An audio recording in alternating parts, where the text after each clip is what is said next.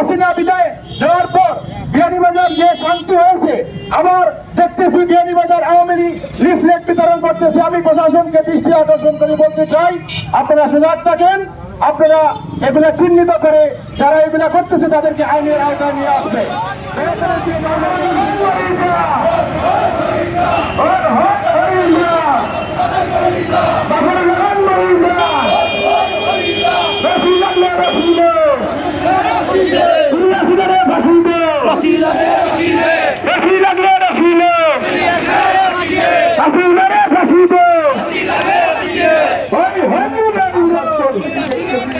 যে দল এখন বাংলাদেশে নিষিদ্ধ সেই দল আবার মাথা মেরে উঠতেছে।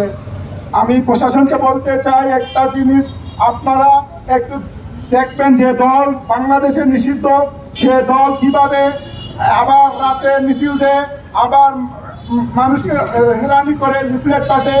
এইটুকু আপনাদের কাছে আমাদের রিকোয়েস্ট, নাহলে আপনারা যদি পারেন না তাহলে বলে দেন, ঘোষণা করে দেন আমাদের ছাত্র দল, বিএনপি, যুব দল যারা আছে এরাই এদের জন্য যথেষ্ট।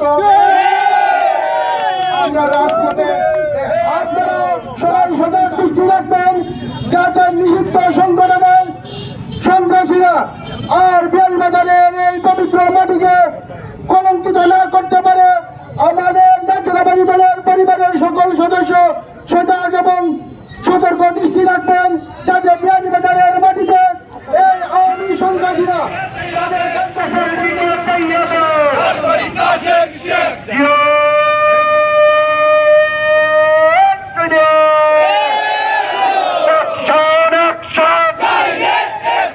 সন্ত্রাসীদের বিরুদ্ধে,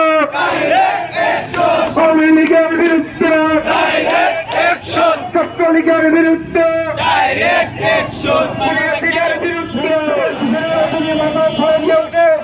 আপনারা আইনি পদক্ষেপ নিয়ে তাদেরকে আইনের আওতায় এনে আপনারা কারাগারে ওদেরকে প্রেরণ করুন, নতুবা আমরা রাজপথে ওদেরকে পাকড়াও করে আপনাদের হাতে তুলে দেওয়ার জন্য প্রস্তুত হয়েছি ইনশাল্লাহ।